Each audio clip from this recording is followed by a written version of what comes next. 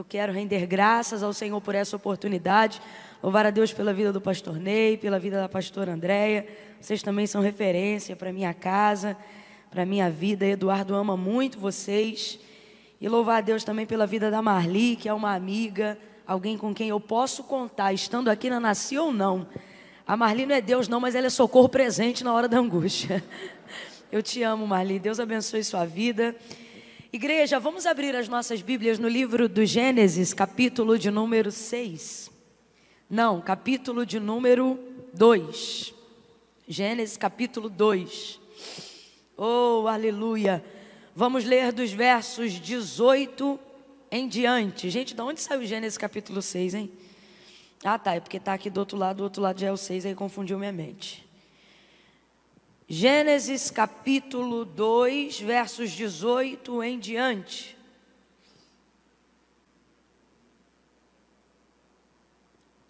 Quem achou, diga amém. Quem não achou, diga misericórdia. Amém. Diz assim o texto.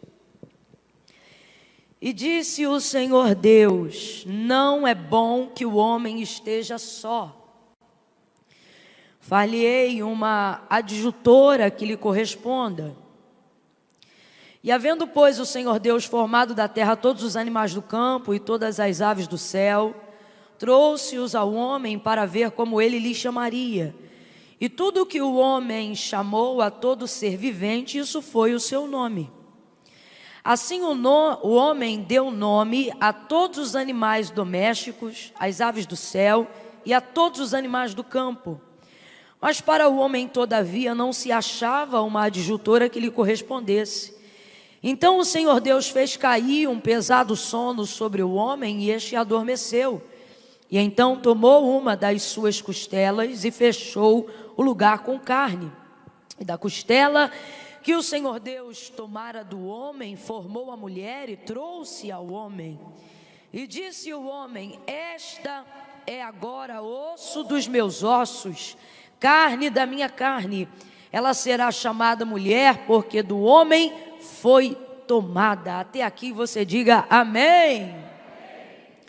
Camila, mas é culto de casais? Não, é uma manhã dominical. Porém, nós temos a mania, muitas vezes, de achar que esse texto de Gênesis, ele acaba por se tornar o texto áureo, né, da vida conjugal, ou da especificidade de macho e fêmea na Bíblia. Não, ele também é isso, mas ele não se resume somente a isso. Na verdade, todo o livro do Gênesis, tenha isso em mente, todas as vezes que você parar para meditar no livro do Gênesis, ele é um livro que ele traz consigo um poder muito grande, o poder da comunicação de Deus para o homem, na área do relacionamento, não necessariamente de um para com os outros, mas soberanamente de Deus para com a humanidade. Quando você olha o livro do Gênesis, sobretudo depois da criação, ou até mesmo na criação, em Gênesis 1, você vai estar diante de um Deus que está nos dando a oportunidade de saber qual é a forma ideal que em sua mente ele deseja relacionar-se com o homem. Então o livro do Gênesis, ele não traz só a criação no que tange a narrativa de como os céus e terra foram criados, mas ele traz, na verdade, a narrativa intencional de Deus, ou seja, o motivo pelo qual eles foram criados e a forma como Deus deseja se relacionar com a humanidade. Aqui estão os maiores segredos dos princípios que Deus deseja que o homem tenha no seu relacionamento para com Ele. Por exemplo, logo no início a gente já estabelece alguns princípios de que, na verdade, o homem só pode se relacionar com Deus por intermédio da sua palavra. Ainda na criação, ainda no primórdio dos tempos, Deus já revelava e já manifestava esse princípio muito antes de conversar, como diríamos aqui, bem abrasileirado, né? Muito antes de conversar tete a tete, né? Diante de Adão, muito antes da sua criação. Por exemplo, Gênesis capítulo de número 1. No princípio, Deus criou o céu e a terra. E como é que era? O texto diz: havia trevas sobre a face do abismo, e o Espírito de Deus se movia sobre a face das águas. E disse Deus: haja luz, e houve luz. Acabamos de trazer a narrativa dos primeiros versículos do capítulo 1 de Gênesis. Aqui já tem alguns princípios. Por exemplo, o Espírito de Deus se movia sobre a face das águas. Então, Deus se movia, era o Espírito de Deus. Ele se movia, mas ele não fazia nada. Complete aí para mim, para você ativar seu raciocínio. Ele se movia, mas ele não fazia nada. Não é o espírito de Satanás que se move, não é o espírito das trevas. Nós estamos falando dos princípios. E do princípio, o espírito é o de Deus, mas ele não faz nada, ainda que seja o espírito de Deus. E aonde está o princípio? Aqui. O texto diz que as coisas que agora existem e passamos a ver, só passaram a existir depois que a palavra de Deus se manifestou, para comprovar aquilo que diz o autor da carta aos Hebreus, quando afirma: porque céus e terra, tudo que existe e tudo que há, não foi feito por prova aparente do que se vê, mas foram criados pelo poder da sua palavra. Então a primeira coisa que Deus quer que nós saibamos é que Ele se move para executar por intermédio da sua palavra. Então Deus, por mais que tenha criado o homem para relacionar-se com Ele, Deus não está se relacionando prioritariamente com as emoções do homem, ou seja, não são as suas emoções que movem o braço forte de Deus. E o que move o braço que executa, o braço que opera, o braço que traz à existência aquilo que não existe, que move aonde ninguém move, que faz aquilo que ninguém mais pode fazer, a sua palavra. Deus estabelece como princípio que Ele só reage diante da sua palavra. Isso é muito importante você ter em mente, porque senão você já compromete o seu relacionamento com Deus no início, ainda que você esteja falando com Deus. Por exemplo, quem está se movendo é o Espírito de Deus, mas enquanto a palavra de Deus não se manifesta, não tem sol. Enquanto a palavra de Deus não se manifesta, não tem luz. Enquanto a palavra de Deus não se manifesta, não tem porção seca. Enquanto a palavra de Deus não se manifesta, não tem espécies, não tem animais, não tem relva. Enquanto a palavra de Deus não se manifesta, não há execução da manifestação do poder de Deus. Então, falando bem rasgado para todo mundo entender, pode ter até mover, se não tiver palavra, não haverá manifestação de poder. Então Deus já está deixando isso muito categoricamente. Segunda coisa que nós precisamos aprender acerca de como Deus deseja se relacionar com a humanidade. A palavra de Deus, compreendendo que ela é prioritária e a única forma de chegar a Deus e de vermos a manifestação do poder de Deus chegando a nós, impõe como regra que fé não é prioritária, é secundária. Secundária a quê? A manifestação da palavra. Diga comigo, primeiro palavra. Tá fraco, diga, primeiro palavra, depois fé. E como é que funciona isso na verdade na nossa cabeça? Eu acho que por acabar a ser ou a ter uma fé estimulada muito mais pelos nossos cultos devocionais do que ao invés de pela vida devocional na palavra, acabamos por praticar um raciocínio que na teoria até parece que está certo, mas na prática não funciona. E eu vou te falar por que não funciona. Não funciona porque não é um princípio, e Deus só corresponde aos princípios que Ele estabeleceu. E o que não funciona, Camila? Vou lhe dizer. Na teoria você sabe que a fé vem pelo ouvir, e o ouvir da palavra de Deus. Mas na prática você coloca a fé acima da palavra. Na prática você diz: eu preciso ter fé, porque se eu não tiver fé, eu não vou ver milagres. Porque se eu não tiver fé, não vai haver manifestação do poder de Deus. Você coloca a fé em primazia sobre a palavra. E a fé até tem primazia na nossa vida, mas jamais sobre a palavra. Por exemplo, muitas pessoas têm que lidar quase que diariamente com a frustração. Não por não crer em Deus e na manifestação do seu poder. Não por não crer em que Deus faz, mas porque elas não acreditam que tem fé o suficiente para Deus fazer. Então, normalmente a gente leva para a vida o seguinte contexto, a seguinte forma de pensar: isso e aquilo que eu queria que acontecesse, não aconteceu, mas se eu sou crente, sei que Deus tem poder. Então por que não aconteceu? Porque o problema é que eu não tenho fé o suficiente. É assim que a gente começa a viver. E Camila, está errado? Tá, e eu vou te mostrar onde está o mecanismo do erro, pela palavra de Deus. Eu não, o Espírito Santo. É porque você, na prática, sabe que a palavra de Deus tem a primazia de tudo. E por que a primazia de tudo? Porque Deus é o verbo. Cristo é o verbo encarnado. Filipe diz: mostra-nos o Pai. Quando Jesus disse eu vou para o Pai, ele diz: ora Filipe, tu ainda não vê o Pai? Quem vê a mim vê o Pai. E o que João mostra na manifestação do Filho, capítulo 1 do seu livro? No princípio era o verbo, aqui está manifestado em Gênesis 1. E em Cristo nós vemos essa manifestação em carne. Então quem é Jesus? Jesus é a manifestação da palavra de Deus em carne entre nós. É a forma como Deus se relaciona conosco. Por isso ele está em primazia a tudo, inclusive a fé.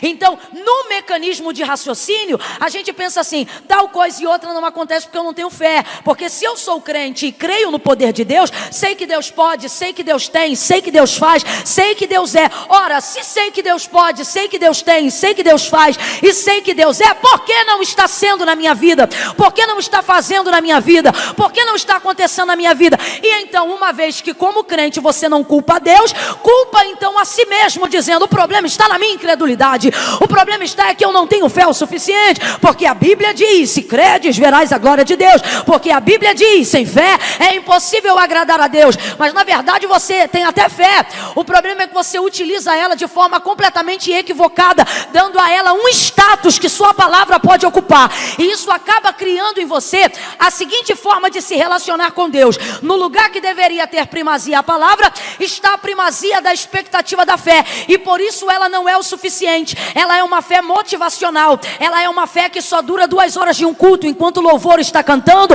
enquanto a palavra está sendo pregada. Ela é uma fé sensorial. Por quê? Porque ela não é despertada pela palavra. E por que não é despertada pela palavra? Porque você não tem a palavra em primazia. Então, na verdade, a sua fé, que você acha que não tem, funciona em você da seguinte forma: na prática, na teoria você não prega isso, mas na prática, o que você e eu vivemos quando não colocamos a palavra em primazia, é isso aqui que eu vou dizer agora, ó.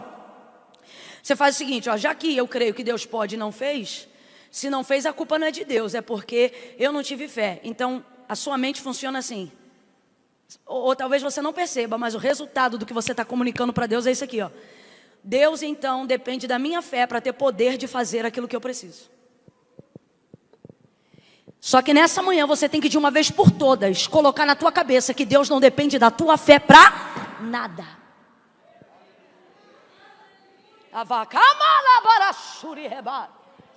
Diga isso para 3 pessoas sem preguiça, senão eu vou repreender a preguiça. Diga isso para umas 3 pessoas e diga: Deus não depende, diga, da sua fé para nada. Deus não precisa da sua fé para nada. Deus não é refém da sua fé. Volta para Gênesis 1 e então você vai entender. No princípio a terra era sem forma e vazia, o Espírito de Deus se movia sobre a face das águas. Eu volto a dizer, quem está se movendo é o Espírito de Deus. Ele está se movendo, mas ele não faz nada. Por quê? Porque Deus só reage diante da sua palavra. Quer que suas orações sejam respondidas? Orem de acordo com a palavra. Fé verdadeira e genuína não sente, fé sabe. Ore a palavra e Deus vai te responder. Peça pela palavra e Deus vai te responder. Você diz assim: eu sinto que eu ainda não tenho fé o suficiente. Se você sente que não tem fé o suficiente, não é falta de culto, não é falta de Deus, não é falta de amor. O que está acontecendo é que você tem escassez de palavra. Porque a fé vem pelo ouvir e o ouvir da... Então se você tem incredulidade, não é frieza espiritual, não é falta de emoção, não é psicopatia na mente. O problema é que você acha que fé é sentimento. E fé não tem a ver com o que eu sinto, fé tem a ver com o que eu sei. Então veja bem, no princípio Deus criou o céu e a terra era sem forma e vazia, e o Espírito de Deus se movia sobre a face das águas. Agora vamos lá, execução de poder. Olha Gênesis 1, gente, vocês vão entender o que o Espírito de Deus quer virar na nossa vida a partir de hoje. Olha o que ele diz: e disse Deus, agora sim verbo, agora sim palavra. E disse Deus, haja luz. E você conhece o texto, o que aconteceu? E houve luz. Agora responda para mim com inteligência, preste muita atenção. Quem foi que disse quando Deus disse haja luz para haver luz? Quem foi que disse amém? Quem foi que disse eu creio? Quantos dos anjos se levantaram e disseram: tá ligada essa palavra, Jeová? Falando aqui, gente, para todo mundo entender, analise, não jogue emoção na Bíblia, analise do jeito que está escrito, diga o que está escrito e não o que você sente. Há manifestação de fé em Gênesis 1 para haver criação de mundo? Vamos lá, sem medo. Há manifestação de fé em Gênesis 1 para haver criação de mundo? O que há é manifestação de poder por intermédio da... Deus não precisa da minha fé para nada. Agora, essa não é uma manhã dominical onde você se reuniu aqui para ouvir um pregador dizendo que você não precisa ter fé. Não, eu só estou te dizendo para botar a fé no lugar certo. Por quê? Porque no teu mecanismo, dada essa forma que a gente vai levando a nossa vida, sem perceber o que você comunica diariamente através da sua incredulidade, é isso aqui: Deus depende da minha fé para ter poder de fazer. E isso está errado. Deus não depende da minha fé para nada. Quando eu creio, Deus pode. Se eu não creio, Ele continua podendo. Mas por que eu manifesto fé? Porque Deus não depende da minha fé para fazer nada. Eu dependo da minha fé para receber aquilo que Ele já fez. Preste muita atenção: a fé não é o lugar do depósito. Camilo, o que é a fé? Considere a fé o cartão do saque. Entenda, palavra é o lugar do depósito. Escondi a tua palavra no meu coração. Palavra é o lugar do acervo. Mentalize, medite, estude ela até gravar, decore versículos chaves, manifeste a palavra, evoque a palavra, viva a palavra, pregue a palavra, cante a palavra. Uma igreja girada e que vive em torno da palavra é uma igreja forte, é uma igreja contundente, é uma igreja que avança, é uma igreja que prospera, é uma igreja que combate, é uma igreja que ataca, é uma igreja poderosa, é uma igreja escudada, é uma igreja respaldada. Agora transfira isso tudo para a vida de um crente que tem vida na palavra, é um crente respaldado, é um crente escudado, é um crente poderoso, é um crente que defende, é um crente que ataca, é um crente que ministra, é um crente forte. A palavra deve ter a primazia da nossa vida, porque quem é Deus? O Verbo, aquele que só pode compartilhar e manifestar sobre nós o poder dele, desde que nós tenhamos conhecimento de que poder é esse. Aonde está esse poder? Este poder está na sua palavra. Lâmpada para os meus pés, disse Davi, e luz para o meu caminho é a tua palavra. Como purificará o jovem o seu caminho? Observando conforme a sua palavra. Lucas capítulo 5, Pedro disse: havendo trabalhado toda a noite, nada apanhamos, mas sobre a tua palavra nós lançaremos a rede. E lançaram e pegaram tantos peixes que o barco quase ia pique. Por que quase? Porque a palavra te leva ao limite, mas não te deixa naufragar. Quando você ora a palavra, canta a palavra, se direciona pela palavra, você vai viver riscos na sua carnalidade, mas vai viver sucessos da sua fé, pelo poder da palavra. Então veja bem, Gênesis 1 não há manifestação de fé. O que há é manifestação de palavra. E ela foi suficiente, sim ou não? Aí lá no verso 31 do capítulo 1 vai dizer assim: Deus diz assim, que depois de criar todas as coisas, Ele disse assim: eu tenho vos dado tudo.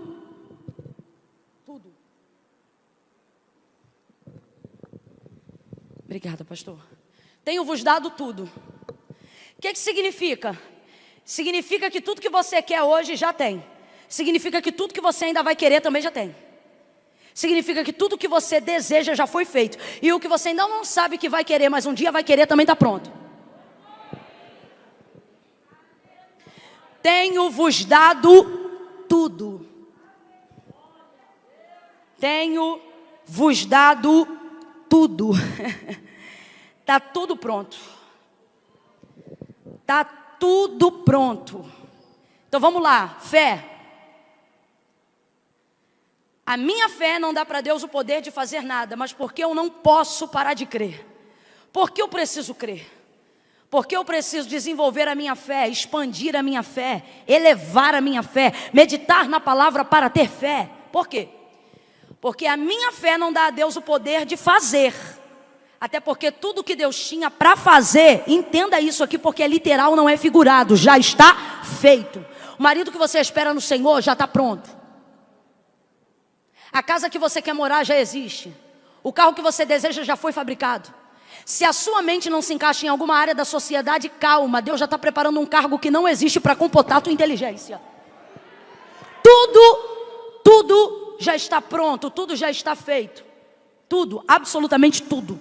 Tanto é que depois de Gênesis 1, você não vê criação de existência por intermédio do nada. O que você vê é Deus criando em cima de coisas que já existiam, fazendo uso de matéria-prima já existente, desde o Antigo Testamento por intermédio dos profetas, ou no Novo Testamento por intermédio do próprio Jesus Cristo. Porque quando ele disse, está tudo feito, ficou mesmo. Ficou mesmo.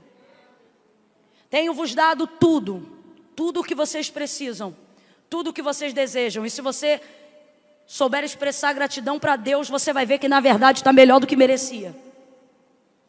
Tenho-vos dado tudo. Então, a minha fé não dá para Deus o poder de fazer nada, mas eu preciso continuar crendo porque ela me dá o poder de receber. O que Deus vai fazer? Não, gente. O que Deus já fez. Mas o que saca isso? A minha fé. Por isso eu creio. Porque, se eu creio, Deus pode. Quando eu não creio, Ele continua podendo. Só que Ele só revela, ou isto só se manifesta na vida de quem tem fé. Então, por isso eu creio. Mas eu preciso colocar a minha fé no lugar certo. Qual? De acordo com a palavra, ela é secundária. Porque a palavra de Deus na minha vida é quem tem a primazia. Ela é a prioridade. Senão, o que vai acontecer? Senão você será governado por aquilo que você sente.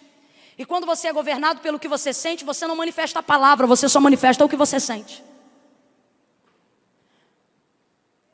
Nós vamos ver aproximadamente 5 vezes em Gênesis 1, ao final de cada etapa da criação, Deus dizendo, aferimento do próprio Deus. Fez uma parte da criação e viu Deus que isso era bom. Fez uma outra parte e viu Deus que isso era bom. Outra parte e viu Deus que isso era bom. Por 4 ou 5 vezes, você vai ver Deus dizendo, e viu Deus que isso era bom. Em parte de cada final da etapa da criação. Primeiro, terceiro dia, quarto dia em diante. Quando chega o 31, aí você vai ver um hiperlativo. Aí o texto não diz, e viu Deus que tudo quanto fizera era bom. Não, enquanto fazia parte era bom, mas quando fez tudo, hiperlativo. E viu Deus que tudo quanto fizera era muito bom. Terceiro princípio, quem está aqui ainda, diga amém.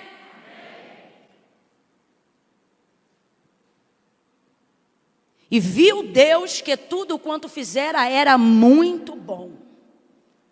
Sabe o que ele está dizendo? Enquanto eu faço é bom, mas quando eu termino fica. Então se não está bom é porque eu ainda não acabei.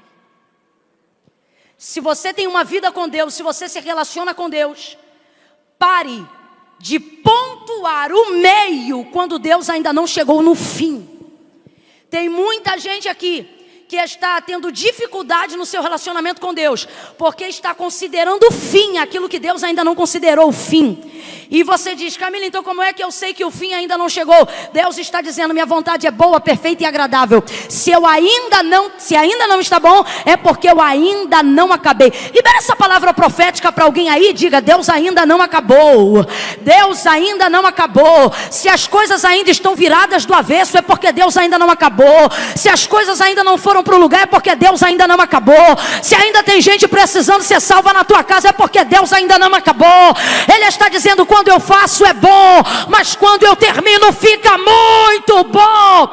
Verso 18 agora do capítulo 2. Amém. Glória a Deus. Libere um glória para Deus. Libere um aleluia para Ele.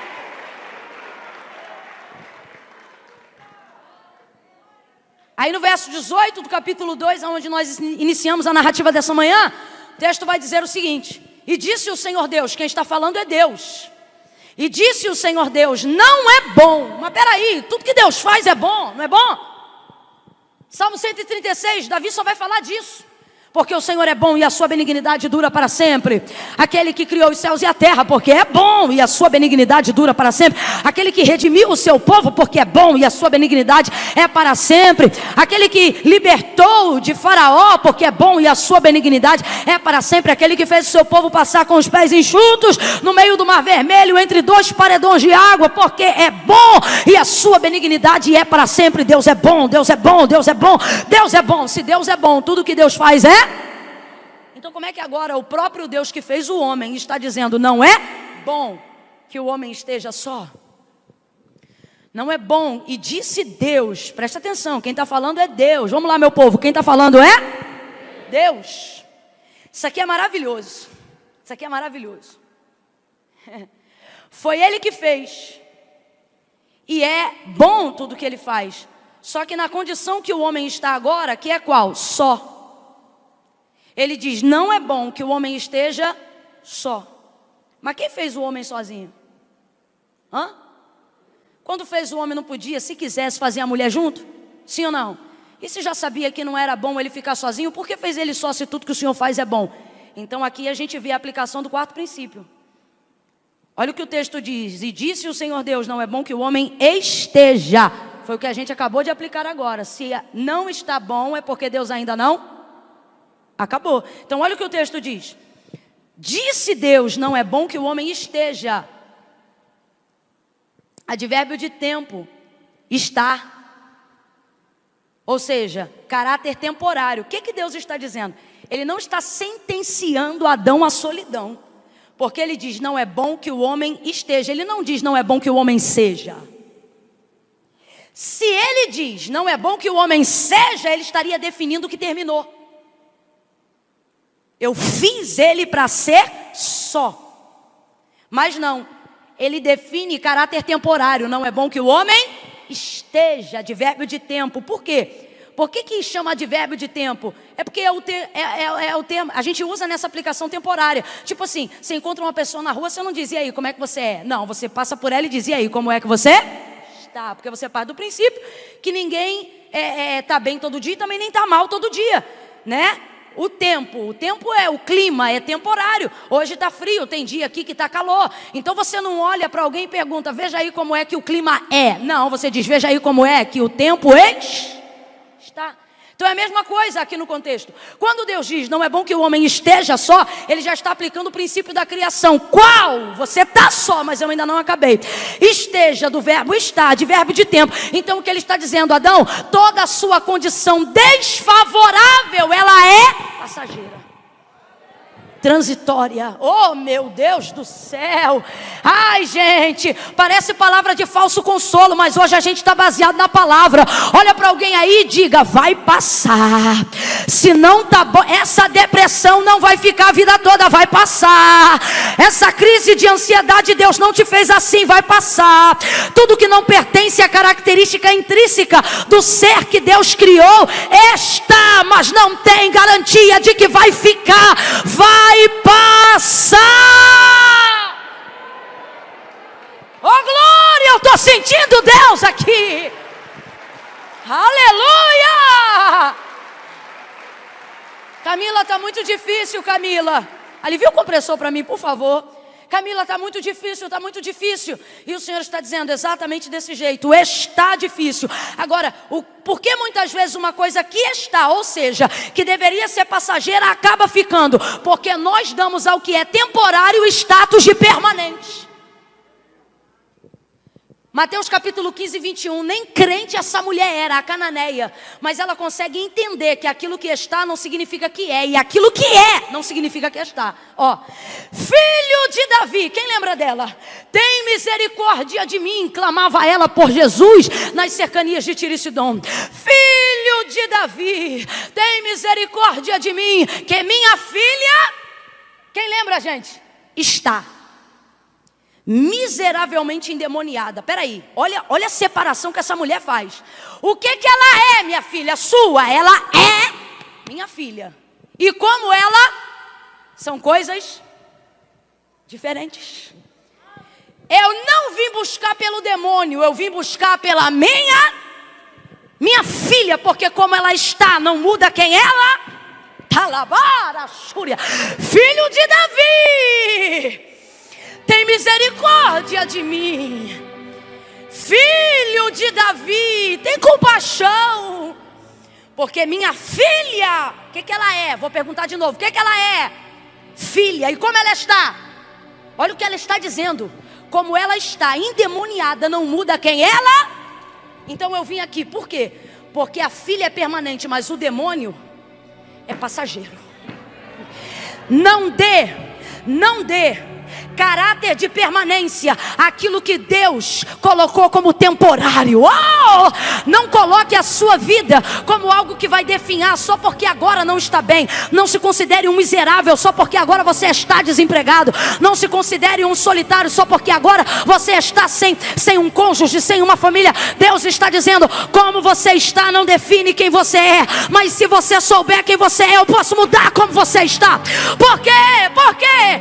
Porque está é advérbio de tempo. Deus está dizendo, como você está é passageiro. Como você está é passageiro. Quem você é permanente. Então se não está bom, é porque eu ainda não acabei. E se eu não acabei, você não pode considerar como definitivo aquilo que é apenas intermediário. Sinto que Deus me trouxe aqui nessa manhã para dizer isso a alguém. Por que você está considerando permanente aquilo que é passageiro? Essa dor é passageira. Esse tratamento é passageiro. Esse vento é passageiro.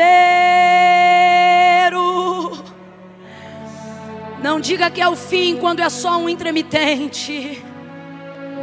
Não diga que Deus acabou quando Ele ainda está trabalhando. Eu acho lindo, sabe o que, pastor Ney?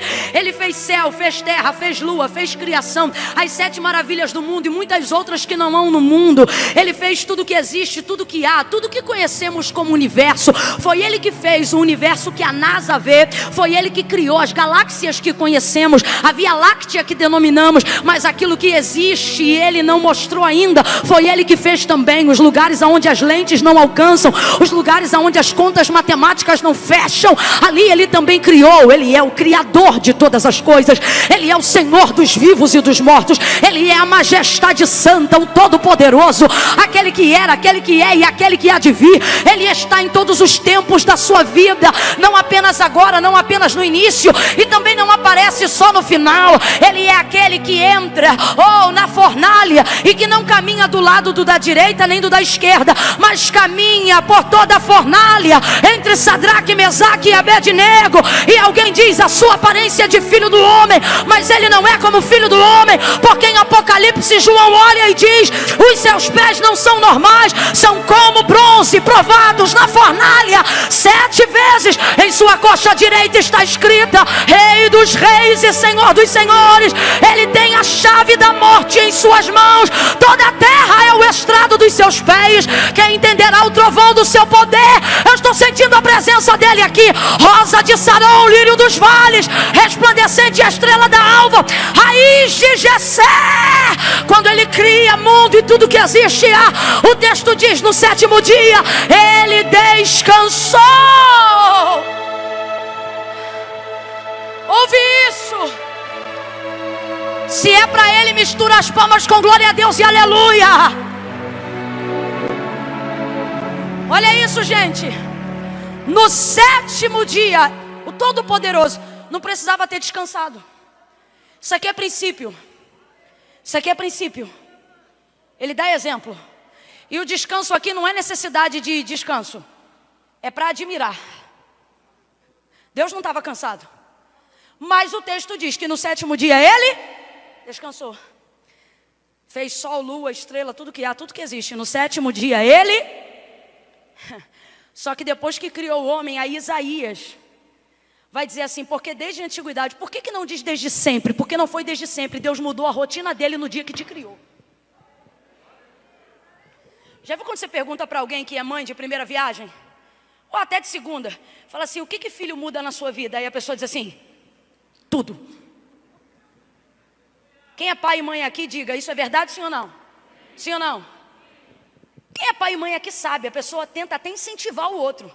Foi por isso que muitas vezes eu me senti desincentivada, porque eu gosto da minha vida. E aí as pessoas dizem assim, Camila, você precisa ter filho. Eu falei, é mesmo? Por quê? Porque muda tudo. Muda tudo. Aí você vê que isso, na verdade, é hereditário. Porque, fez tudo, descansou. A vida de Deus era diferente antes da gente. Isaías. Aí não diz porque desde sempre, ele é eterno, mas não pratica essa rotina desde sempre. Mas ele diz desde quando pratica, porque desde a antiguidade. Porque o mundo é eterno, não, mas é muito antigo. Desde a antiguidade, quem está me ouvindo, diga amém. Com o ouvido não se ouviu, nem com o olho se viu, um Deus que, para aqueles que nele, olha o que ele está dizendo.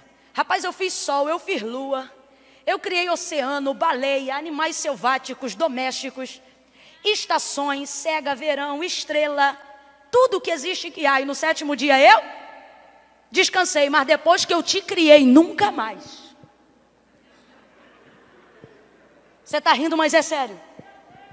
Nunca, nunca mais. Olha para quem está do teu lado e diga, você é importante. Diga, Deus mudou a rotina dele desde o dia que te criou. Porque desde a antiguidade com o ouvido não se ouviu e nem com o olho se viu um Deus que trabalha. Para quê, Camila? Para ostentar poder? Não, ele diz, trabalha para aqueles que nele esperam. Deus não trabalha por aqueles que precisam. Deus trabalha por aqueles que esperam nele, que são dependentes dele, que aguardam dele, que oram a ele, que louvam a ele, que buscam a ele, que dependem dele. Ele diz, eu trabalho. Jesus, ele diz, eu vou para o meu pai. Aí Pedro, André e Filipe disseram, não vai não, fica aqui com a gente. Ele diz, não, eu vou para ajudar o meu pai, porque meu pai trabalha até agora, e eu também trabalho. Para quê? Para preparar lugar para vocês. Eu vou para um lugar e estou preparando esse lugar para receber vocês. Você está entendendo? Deus te trouxe hoje aqui para te dizer, para de tratar como se tudo tivesse parado. Eu estou trabalhando desde o dia que eu te criei, trabalhando para te fazer feliz, trabalhando para te fazer prosperar, trabalhando para você poder descansar.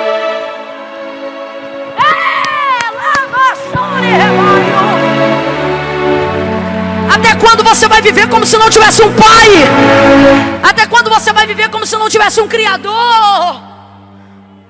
Até quando você vai viver como se estivesse solto nesse mundo, meu irmão? Abre a tua mente. Você não está solto no mundo não, camarada. Você tem um Deus que trabalha. Cambada de deuses acomodados, muitos outros. Quando eles querem algo, eles pedem. Nosso Deus, quando quer, Ele dá. Quer de nós redenção? Pediu o filho de alguém? Deu dele. Que Deus é esse? Se eu fosse você, já tinha batido no peito e tinha falado, é o meu. Esse é o meu Deus.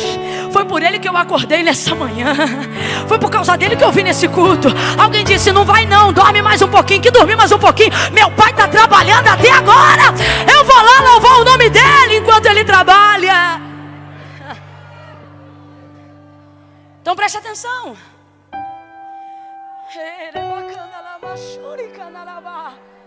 Aleluia, aleluia.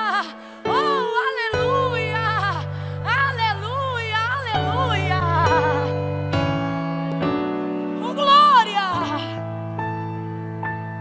E disse o Senhor Deus, não é bom que o homem esteja só. Então olha o que ele está dizendo. Segura só um pouquinho, daqui a pouco a gente volta de novo. Eu estou gostando desse jeito que você está fazendo, paulatino. Tipo, eu fico doido, aí você vem comigo. Eu me acalmo e tu te acalma. Ó. E disse o Senhor Deus, não é bom que o homem esteja só. Está, advérbio de tempo, olha o que ele está dizendo. O homem está numa condição desfavorável? Está, mas ele está determinando que isso é passar. Pare de dar caráter permanente àquilo que Deus já estabeleceu como temporário. Passageiro. Ok? Segunda coisa dentro do mesmo contexto.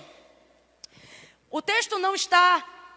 Deus não está dizendo que o que Ele fez é bom. Ao contrário de tudo que a gente viu até agora, é o próprio Deus que está dizendo que o que ele acabou de fazer não está numa condição boa. E isso é esquisito à beça. Porque a gente estabelece a máxima o tempo todo de que tudo que Deus faz é. Aí de repente vem e disse o Senhor Deus, não é bom que o homem esteja só. Deus está se responsabilizando pelo momento desfavorável do homem. Porque vamos lá, ó. Quem criou o homem não foi Deus? Assim como quando criou o homem não poderia ter criado logo uma companhia, uma vez que sua onisciência determina que ele já sabe como o homem vai ficar? Sim ou não? Sim ou não? Mas não o fez. E por não fazer, sabe que o homem está numa condição desfavorável, ruim, desagradável. Só que ao invés de deixar rolar, ele assume o caso. O que ele está dizendo é, fiz, não está bom, porque eu ainda não acabei, mas isso não muda o fato de como está. Como? Não está bom. O que ele está fazendo? Ele está assumindo a responsabilidade do homem enquanto a sua condição está desfavorável. É muito bom ter uma vida santa, porque quando as coisas dão errado, você sabe que Deus vai assumir. O homem aqui não pecou, o pecado entrou no mundo. Então por que ele está sendo provado? Por que está sendo difícil para ele? Por que ele vai ter que passar por um momento de solidão? Aparentemente isso nem revela propósito, é o início de tudo. A situação dele é desfavorável e é fato. E não tem pecado a ver com isso, ou seja, não é consequência de um erro. É o que então? Imposição temporária de Deus. Ou seja, o homem foi colocado numa posição desfavorável sem ter pecado, sem ter errado, sem ter nada a ver com isso. Então, na verdade, que lugar é esse por estar desfavorável? Ora, se o pecado ainda não entrou no mundo, você está preparado? Tem maturidade para ouvir que lugar é esse? Esse lugar aqui, esse sim é de verdade o centro da vontade de Deus. É quando não há nada em mim que me tire do lugar aonde eu estou, porque foi o próprio Deus que me colocou ali. Mas a pergunta é, por que ficar numa condição desfavorável? E é agora que nós vamos quebrar uma místicazinha gospel, fraca e sem argumento. Que é aquela ideia de querer traduzir que se a coisa não está boa, é porque você está fazendo alguma coisa de errado. Que se tua vida não vai para frente, é porque tu deve ter algum pecado oculto. Que se você não prospera o suficiente, é porque você não está sabendo revogar o triunfo e as coisas que... blá, blá, blá, blá, blá, blá.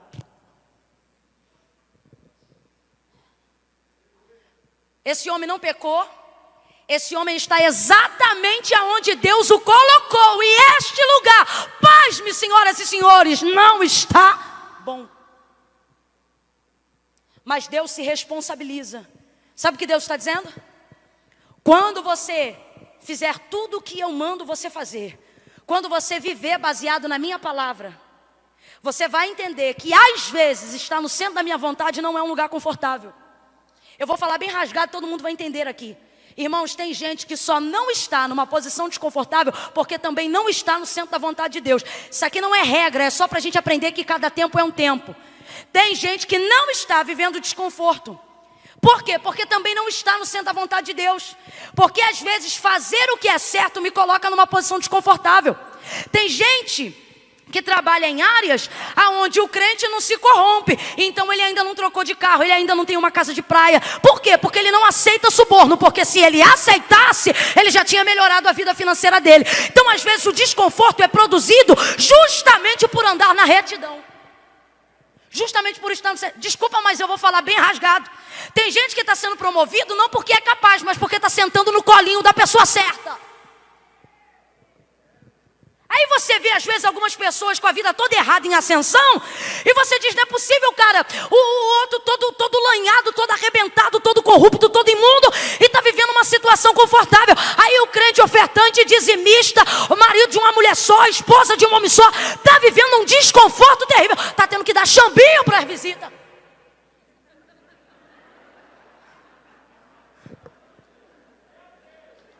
E ó que é chambinho, hein?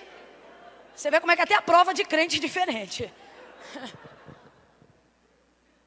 Porque às vezes o centro da vontade de Deus não é confortável. Mas por que mesmo assim o crente se mantém? Porque é seguro. Oh, aleluia! E por que é seguro? Por que é seguro? Porque se eu estou no centro da vontade de onde Deus quer que eu esteja, Mesmo não estando confortável, Deus assume toda a responsabilidade do que acontecer naquele lugar.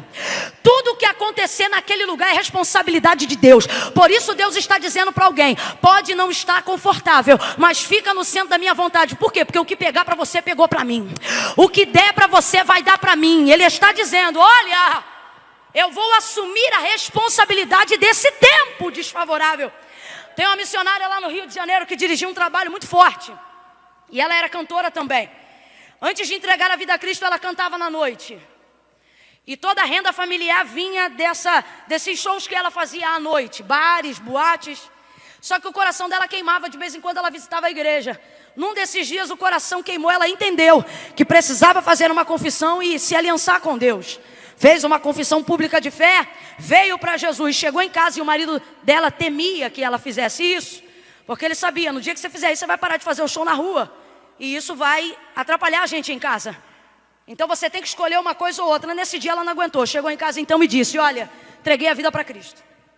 Não canto mais na rua, não canto mais na noite, não canto mais essas músicas que eu canto. A minha vida e a minha boca agora é para louvor e glória de Jesus Cristo. O homem ficou revoltado, irado, porque ele disse que ela não podia ter feito aquilo. Aí ele disse para ela, desse jeito que eu estou te falando: a partir de hoje, então quem vai te sustentar é esse Jesus. Tem gente que acha que está rogando praga.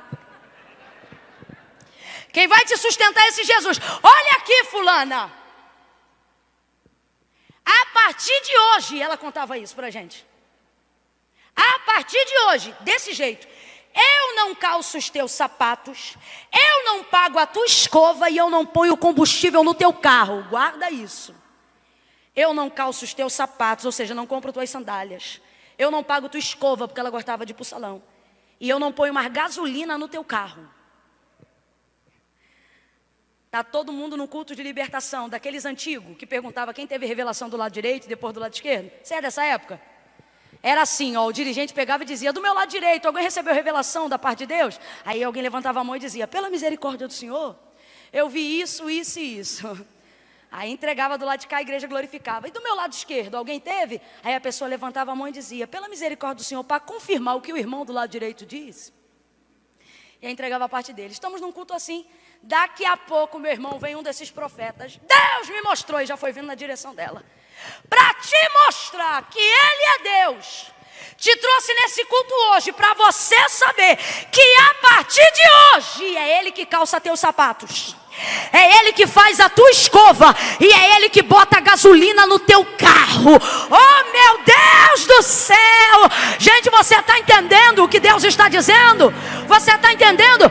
Eu não me lembro se foi Lutero ou Agostinho, mas um dos dois ele disse: o céu está preparado para compensar qualquer prejuízo que a terra te der, mas a terra não está preparada para compensar o prejuízo de perder o céu. O que é que Deus está dizendo? Fica no centro da minha vontade. Nem sempre vai ser confortável, mas sempre vai ter garantia, sempre vai ser seguro. Aquele que habita no esconderijo do Altíssimo, a sombra do Onipotente descansará. Direi do Senhor: Ele é o meu Deus, o meu refúgio, a minha fortaleza, e nele eu confiarei. Oh, aleluia!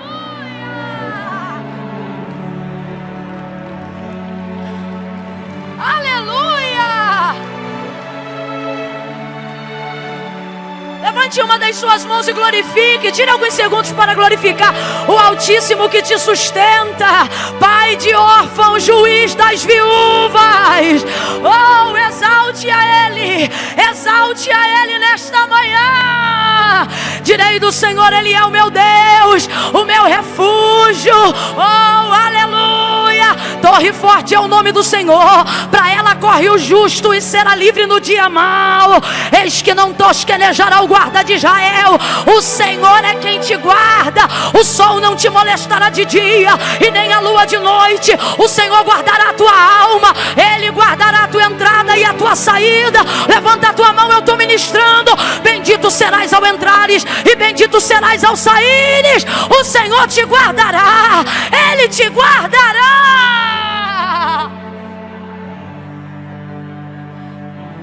Levante as suas mãos, adore um pouco a Ele, adore um pouco a Ele. Oh, Altíssimo. Aleluia.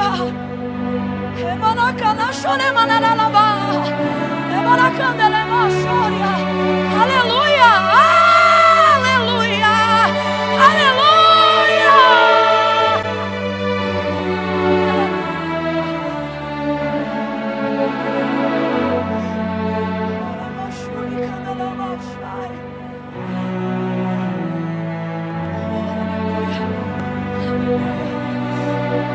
Gente, quem precisa de um esconderijo, não está numa posição confortável. Quem precisa de um esconderijo está tendo que se esconder. Se você está tendo que se esconder, sua posição é confortável? Não. Mas olha o que diz: aquele que habita no esconderijo do Altíssimo. Ele está dizendo, sua posição não é confortável, mas não vai faltar guarida, não vai faltar cobertura, não vai faltar segurança. Você quer ver? Mateus 14, mar revolto, ondas açoitando a embarcação. Os discípulos olham Jesus andando sobre as águas ao longe e pensam, é um fantasma. Não, sou eu, filhos, não temam. Pedro diz, se és tu mesmo, manda-me ter contigo por cima das águas.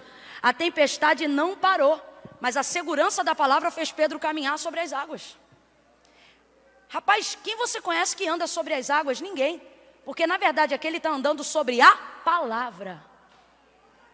Então a palavra te dá essa base, te dá a segurança que você precisa. Olha o que ele está fazendo através da vida do homem. Sua situação está boa? Não. Mas quem te colocou nessa situação? Eu. Então eu vou me responsabilizar.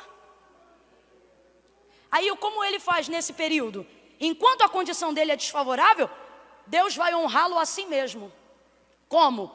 Vai ocupar o tempo dele. Porque se Deus não ocupar o seu tempo com aquilo que você pode fazer, você vai ocupar todo o tempo desfavorável querendo correr atrás daquilo que só Deus pode fazer. E aí você vai ficar doente. Quem me ouviu, diga amém.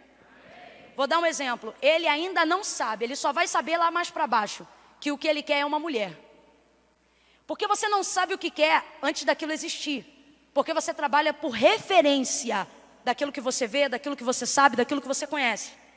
Quem está entendendo, diga amém. Então preste atenção, quando lá no 18 Deus diz assim, não é bom que o homem esteja só, quem sabe que ele está só é Deus. Ele ainda não sabe que está só. Quando é que ele vai descobrir que ele está só? Quando Deus dá a ele a responsabilidade de nomear e de catalogar toda a criação. Aí ele começa a ver que o leão tem a leoa, que o elefante tem elefoa. É elefoa ou elefanta? Elefanta. Alguém sabe? Os dois? Eu senti firmeza em você. Você tem cara de que sabe o que está falando. Ele falou que é os dois. Ele foi vendo os seus pares. Então o texto diz, se procurava. Quem procurava? Deus? Deus não procura. Não, a Bíblia diz que os olhos de Deus passeiam sobre... Isso é filosófico. Deus não procura nada. Deus sabe aonde está tudo. Então vamos lá, o texto diz então que há uma procura por uma que lhe seja igual. Que igual é esse? Ele ainda nem sabe o que é, porque ele não tem referência. Existem vazios na nossa alma que a gente sente o vazio sem saber o que é. Sim ou não? Vou dar um exemplo de mulher quando está atacada em períodos. Ela entra na cozinha, bate tudo porque quer um doce. Ela come o doce, não dá 15 minutos, ela levanta do sofá e vai buscar outra coisa na cozinha. Mulher, o que tu está procurando agora? Ai, é que primeiro eu queria comer uma coisa doce, mas agora eu quero comer uma coisa para tirar o doce. Uma coisa salgada. Aí ela come uma coisa salgada, senta, já comeu o doce, já comeu o salgado, daqui a pouco ela levanta de novo. Começa a bateção de armário, abre porta de geladeira. Hoje em dia é iFood, tá ali, ó. E agora, o que você quer? Você já comeu doce, você já comeu salgado? Você quer? Eu quero uma coisa. Mas eu não sei o que é. Agora, o fato de não saber o que é, tira de você o desejo de querer? Quem está me ouvindo, diga amém. O fato de não saber o que é, tira de você o desejo de querer? Adão. Sabe que tem. Ele quer, mas sabe exatamente o que é? Mas Deus sabe. Porém, o texto diz que se procurava. Então, quem procurava? Deus? Não, ele. Só que não se... Porque aquilo que ele procura na horizontal só pode vir da vertical. Aquilo que ele procura na terra só pode ser dado por Deus. É isso que eu quero dizer. Aquilo que ele procura na horizontal só pode vir da vertical. Aí olha o que Deus faz. Se Deus deixar ele com tempo vago, ele vai ficar procurando a vida inteira na horizontal, aquilo que só pode vir da vertical, e vai ficar maluco. Porque quando você usa seu tempo para correr atrás do que você não pode ter, você pira, irmão. Quanta gente eu conheço que não vem à igreja porque tem que correr atrás disso, não participa da ceia porque tem que correr atrás daquilo, não faz isso e nem aquilo porque tem que correr atrás disso e daquilo. Aí depois que vê as portas tudo fechadas, ele aparece na igreja. Vem fazer o que aqui? Uma campanha. Porque ele entendeu que procurou na horizontal, mas a bênção que ele quer só pode vir da vertical. Adão procurava, mas não se achava, porque não tem na horizontal, filhão. Mas ele não sabe disso. Então ele fica procurando, ele não sabe o que é, mas ele quer. Deus está dizendo, você está procurando na horizontal, coisas que você deseja, não sabe onde está. Se você estivesse ligado na vertical, você já saberia não só o que você quer, mas a forma de chegar. Então o que Deus vai fazer vai ocupar o tempo de Adão. Quando? No tempo do desfavor. É difícil quando eu não tenho de Deus o que eu quero, mas Deus exige de mim o que eu posso dar. Ele chega para o homem e diz assim, dê nome a todos os animais do campo, e o nome que você der é o nome que vai se chamar. Dê nome. Ele dá nome a toda a criação. Eu não sei quanto tempo Adão levou para dar nome a toda a criação, mas ele dá nome a tudo aquilo que Deus criou. Deus vai dar para ele, enquanto o honra, noção de responsabilidade. Por que o honra, Camila? Porque dar nome àquilo que ele não criou é uma honra. Quem é que cria um filho e dá para um estranho dar o nome? Quem é que conserta uma rua e deixa um estrangeiro ganhar o nome da rua? Ninguém. Deus não, Deus dá. Deus fez tudo e no final coloca na mão do homem e diz para ele, o nome que você der é o nome que vai chamar. Então Deus está honrando ele, sim ou não? Mas junto com a honra está vindo a responsabilidade. Então guarda isso, toda vez que Deus te honrar, no bojo da honra vem trabalho. Pastorear uma igreja desse tamanho é uma honra. Mas você pode ter certeza que junto com a honra, é muito trabalho. Deus não honra quem não trabalha. A honra de Deus vem acompanhada de trabalho. Se abre aspas, tem honra, mas não é trabalho, não é honra, é prostituição. Deus vai honrar o homem, dando a ele a honra de dar nome a toda a criação, mas junto com a honra, a responsabilidade do trabalho. Quer ser honrado? Assume a responsabilidade do trabalho. Ele vai dar nome, começa a dar nome a tudo. Deus está fazendo o quê? Ocupando o tempo dele. Para quê? Para ele não usar o tempo que ele tem, correndo atrás do que ele não pode fazer. Então, nas entrelinhas, a grosso modo, o que Deus está dizendo? Cuida das minhas coisas, que eu cuido da tua. Mas o que acontece com pessoas que não entendem os princípios de Deus? Eu não. Eu vou cuidar das minhas coisas. Então você vai, meu irmão, e da linha do Equador até o outro lado para dar a volta e não vai encontrar. Porque tem coisa sua que só pode vir na vertical de Deus.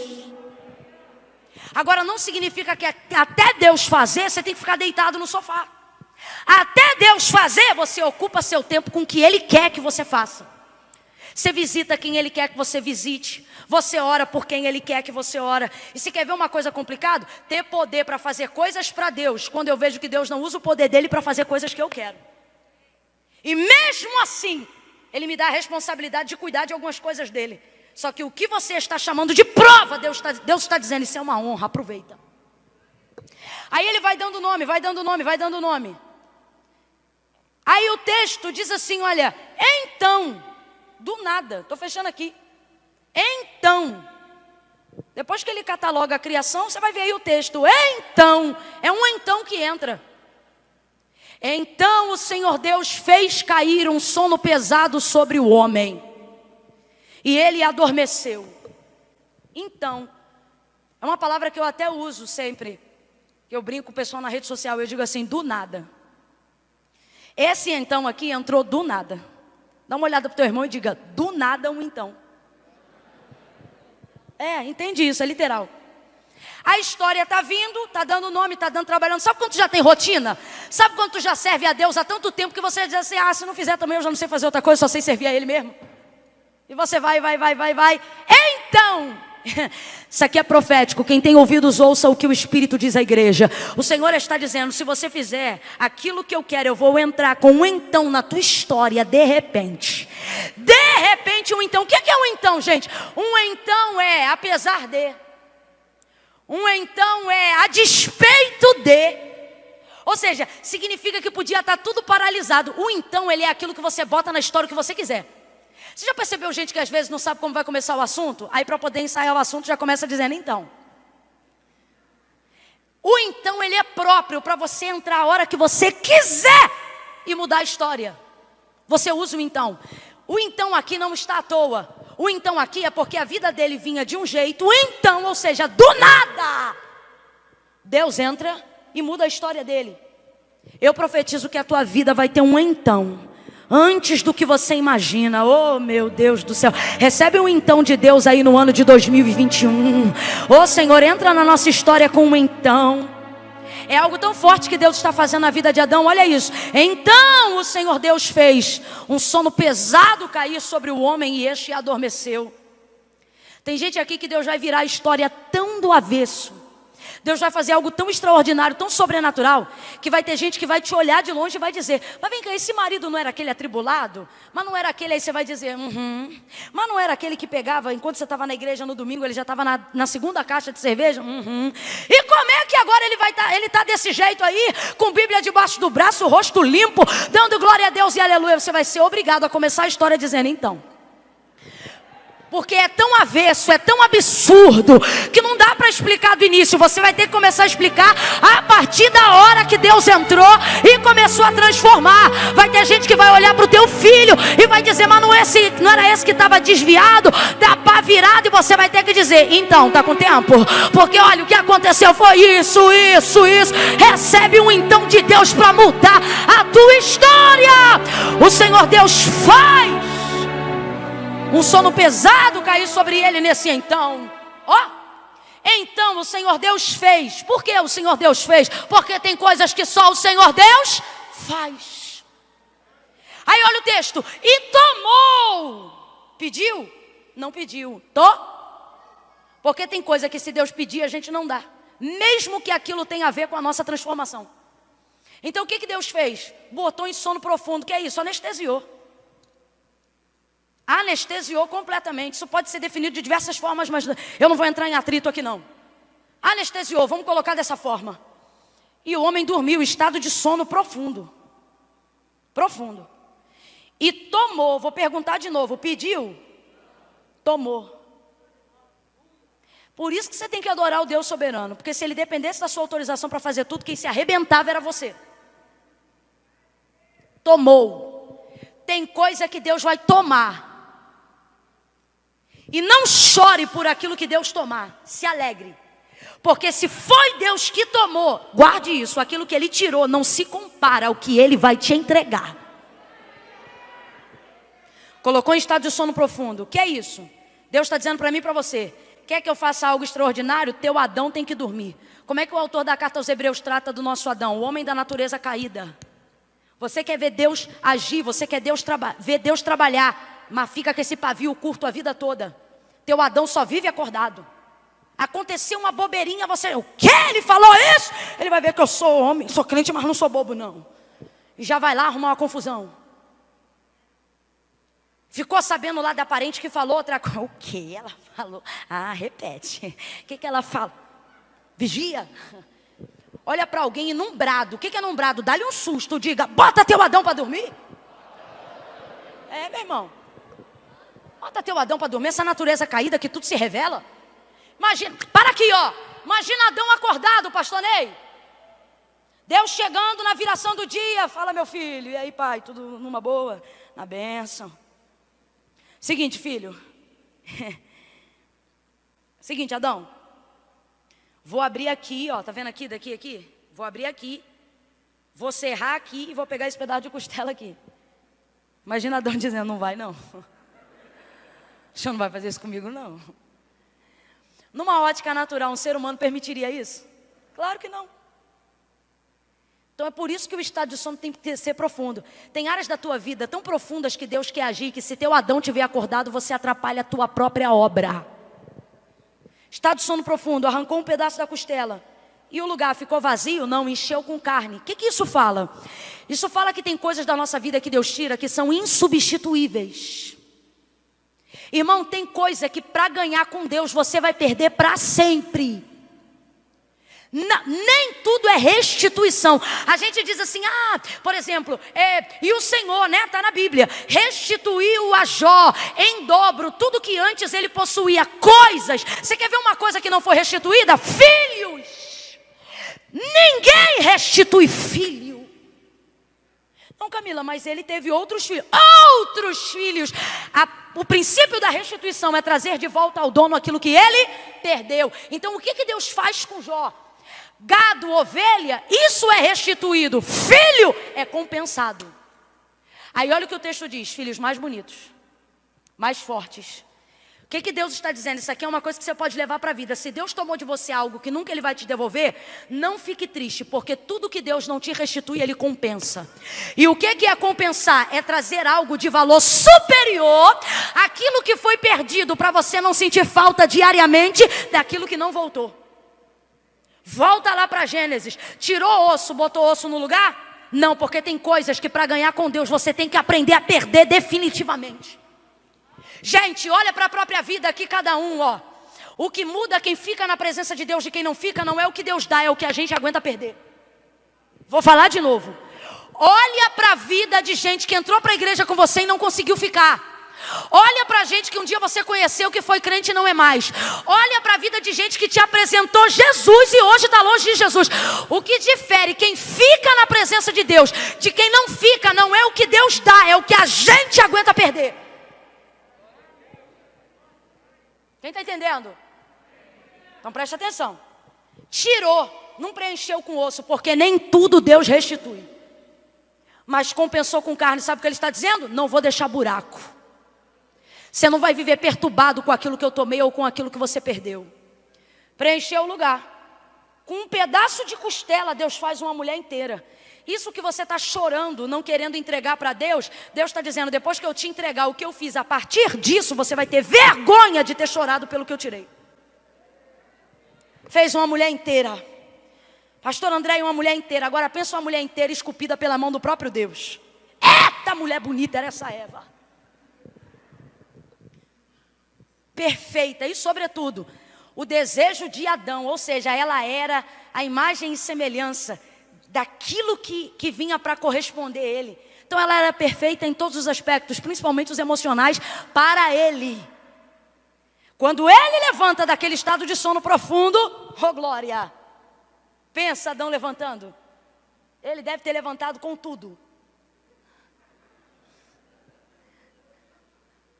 Ele levanta e diz,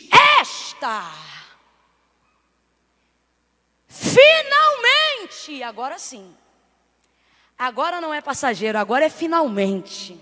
Significa que o Deus que trabalhou durante agora chegou no final. Finalmente, olha isso. Quando não está bom, é Deus que diz que não está bom, mas quando fica bom, Deus não fala. Deus está dizendo, quando não está bom eu assumo, mas quando fica bom quem conta testemunha é você. Isso é lindo. Esta finalmente, segunda coisa, lá em cima no verso 18 Deus disse, não é bom que o homem esteja só. Depois do 20 é que ele vai ver que não é bom que ele esteja só. Significa o quê? Que quando eu descubro um problema, Deus já está trabalhando na solução daquilo há muito tempo. O homem demorou para descobrir que aquilo seria um problema e Deus já estava cuidando da solução. Camila, eu não entendi, recebe, isso é profético. A cura da enfermidade já existe. O pagamento de uma dívida já está pronto, Deus sabe de onde vai tirar. Deus está liberando nesse domingo uma palavra de ordem para alguém aqui. E Ele está dizendo, aquilo que você vai identificar como problema, eu já identifiquei há muito tempo e eu estou trabalhando na solução. Quando você achar um problema, tenha em mente que eu já tinha a solução. Ele levanta e diz, finalmente, essa é osso dos meus ossos e carne da minha carne, será chamada mulher. Porquanto do homem foi tomada, vamos lá meu povo, será chamada, o nome dela não foi Eva, o nome dela foi mulher, Eva foi depois da queda. Será chamada mulher, Porquanto do homem foi tomada. 2 verdades e eu encerro. Primeira, se a gente não vigiar, eu me indigno nessa hora. Porque eu digo, ele mandou, Deus mandou, ele dá nome para os bichos. Mulher é bicho? Eu estou falando na real. Mulher é bicho? Não. E ele sabe que ela não é animal? Sabe. Porque ele sabe que ele não é. Ele sabe que Deus botou ele sobre a terra para governar sobre os animais. Então, se essa que vem é a sua igual, carne da sua carne e osso dos seus ossos, ele sabe que ela é como ele. Então, vamos lá, inteligência aqui ativada. Ela sabe que ela é como ele. Então, sabe que não é animal. Qual foi a ordem que Deus deu? Dê nome aos animais. Então, vou perguntar de novo, ele sabe que ela não é animal, sim ou não? E por que ele dá nome para ela? Quem lhe deu a autorização para dar nome para ela? Se a gente não vigiar, vem dentro da gente um espírito de confusão. E eu digo, peraí, por que ele deu nome para ela? Aí o Senhor diz para mim, porque eu treinei ele para isso. Como assim, Deus? Ocupou ele para dar nome a todos os animais. Depois que deu o nome para todos os animais, Deus lhe trouxe a mulher. E ele disse, esta é a mulher. Por quê? Porque todo dia ele acorda e dá nome. Todo dia ele acorda e dá nome. Todo dia ele acorda e dá nome. Por quê? Tudo que Deus traz a ele. Como é que ele dava os nomes? Ele ia atrás dos animais? Não, vê o texto. Deus trazia os animais para ele. Então ele tem em mente, tudo que Deus traz para mim, eu tenho que dar. Quando ele levanta, o texto diz, e trouxe o Senhor Deus a mulher. Então quem trouxe a mulher? Literalmente, quando ela está diante de Adão, ele pensa, assim como tudo que Deus me dá para dar nome, eu tenho que dar nome. Então, quando ela está diante dele e ele dá o nome, esta será chamada mulher. Aí Deus diz para mim, filha, diga ao meu povo uma coisa, que quando eles se habituam a fazer tudo o que eu mando, eles começam a aprender o que eu quero, sem que eu tenha que mandar eles fazerem. E aqui a gente termina a forma como Deus quer se relacionar com o homem. Não como um ditador que deve o tempo todo mandar e dizer tudo o que é feito, mas como alguém, como um ser humano, que revela tanta obediência e subordinação à vontade de Deus, mesmo em tempos desfavoráveis, mas é submisso, é obediente. Deus vai dar a esta pessoa, para relacionar-se com ele, coisas tão grandiosas, coisas que só ele pode fazer, mas ele só vai trazer isto quando ele perceber que você está decidido a obedecer há tanto tempo, que você não vai precisar mais ser mandado para saber o que Deus quer. O que é isso, Camila? Conhecer o coração de Deus. Jesus, enquanto esteve na terra, treinando os discípulos, não falou uma coisa que só disse no final do ministério. No final do ministério ele disse assim, agora, por que antes não? Porque antes não dava, mas agora dá. Já não vos chamo mais servos. Por quê? Porque o servo só faz o que o Senhor manda. Agora vos chamo de amigos. Por quê? Porque o amigo não faz porque manda, faz porque conhece a intenção do Senhor. Jesus entendeu ali que os discípulos já haviam entendido o propósito do reino, então não precisavam mais serem mandados. Só que esse princípio não é de Cristo, né? O que eu quero dizer não é do Novo Testamento, esse princípio é desde que o mundo é mundo. O relacionamento que Deus tem com o homem é querer que ele seja tão subordinado à sua palavra que ele não precisa ficar tendo sinal toda hora do que Deus quer, porque ele sabe o que Deus quer. E aí Deus não precisa ficar mandando. Foi isso que Adão fez quando despertou. Deu nome, porque já passou tanto tempo fazendo o que Deus queria, o que Deus mandava, que agora ele sabe o que Deus quer, mesmo quando Deus não manda. Deu nome para ela. E ela se levantou. E depois o texto segue e a vida segue, porque felizes para sempre é só na Disney. Camila, o que Deus quer dizer para mim nessa manhã? E essa é a segunda coisa e eu encerro. Um pedaço de osso fez uma mulher inteira. Deus não fez essa mulher conforme o desejo pessoal dele. Deus fez essa mulher conforme o desejo de Adão. Era da vontade dele, mas fez conforme o desejo de Adão. Porque ela foi feita para Adão e não para Deus. Nessa perspectiva, foi para atender ele. Não é bom que o homem esteja só. Ela já nasce com um propósito. Ouça isso, por favor. Tudo que Deus vai trazer do lado de fora parte daquilo que Adão carrega do lado de dentro. Por isso ele diz, osso dos meus ossos e carne da minha carne. Ela é parte de quem eu sou. Guarda isso. Deus só vai manifestar do lado de fora aquilo que ele vê quando olha dentro de você. Não fique pensando pensando que Deus vai manifestar do lado de fora coisas que não compactuam com a sua realidade do lado de dentro. Camila, eu não me entendi. Então você vai entender. O que o Espírito Santo está dizendo para alguém aqui é: melhore o seu interior. Porque eu só manifesto vida concreta do lado de fora partindo do esboço que eu vejo quando olho para o seu lado de dentro. Ela não foi feita do pó da terra como ele, ela foi feita do osso, da estrutura interna dele. Preste atenção. Se eu pudesse dizer assim, olha, a mulher existia o tempo todo, baseada na matéria-prima, eu diria que ela não estava fora do Éden, ela estava o tempo todo dentro do Éden, mas Adão não via. Também diria que ela não estava em nenhum outro lugar do mundo já criado, mas dentro do Éden, perto de Adão. Tão perto que estava dentro de Adão. O que isso significa, gente? Significa que eu quero que Deus realize coisas para mim, pensando que Ele vai usar tudo que está do lado de fora, e tudo que Ele vai usar está onde? De você. Está na hora de você melhorar seu interior. Você desculpa, mas eu vou falar bem aberto. Se a realidade do seu lado de fora o tempo todo é má, avalie como está o seu interior. Porque a realidade que Deus manifesta do seu lado de fora tem a ver com aquilo que Ele vê quando olha para o seu lado de dentro. Se partindo do princípio que Eva nasceu do osso, como está escrito, nós podemos então dizer que a mulher o tempo todo já existia. E ela estava onde? Dentro dele. Deus está dizendo, não fique achando que eu vou trazer do Japão. Não fique achando que eu vou usar profeta estranho o tempo todo. Deus está dizendo, tudo o que eu preciso para melhorar seu lado de fora é que você melhore o seu lado de dentro. Fica de pé em nome de Jesus.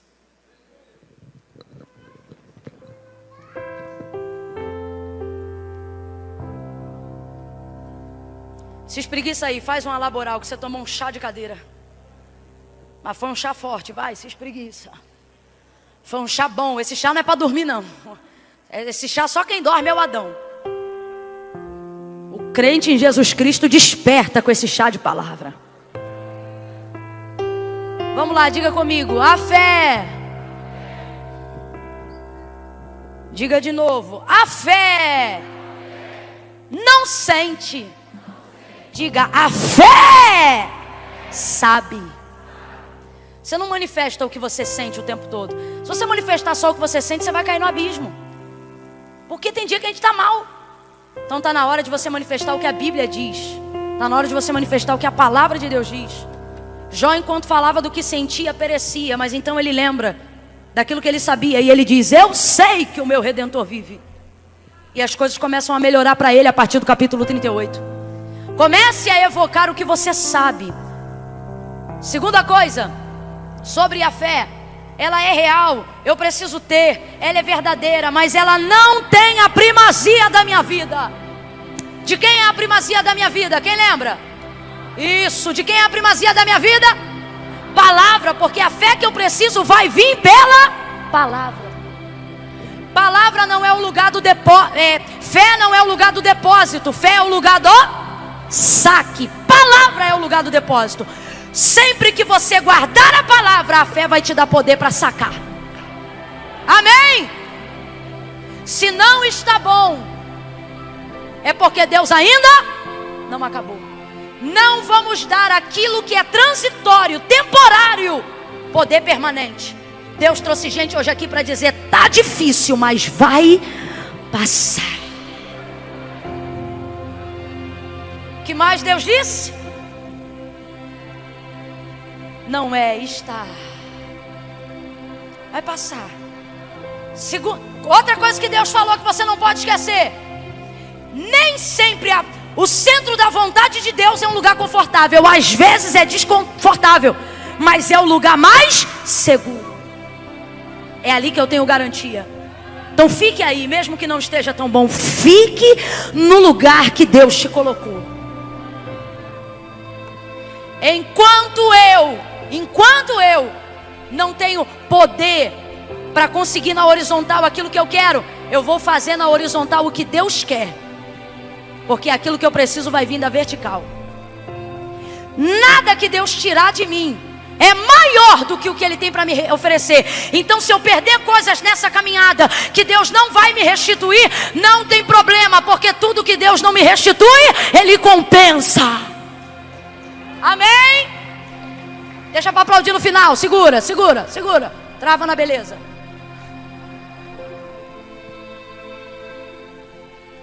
Meu Adão tem que dormir, porque tem coisas que se Deus me pedir, Ele sabe que eu não vou dar. Então por isso é que Ele vem e Ele toma. E glória a Deus. Alguém pode dar glória a Deus por algo que Deus tomou? Glória a Deus. Um amigo que você não queria, mas Deus tomou. Diga glória a Deus.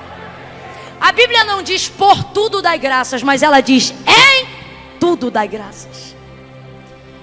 Última lição da manhã. Última lição da manhã. A realidade que eu quero que Deus mude do lado de fora vai depender daquilo que Ele vê quando olha para o teu lado de dentro. Então qual é a oração que a gente vai fazer agora baseado em tudo que a gente ouviu? Deus, melhora meu lado de dentro.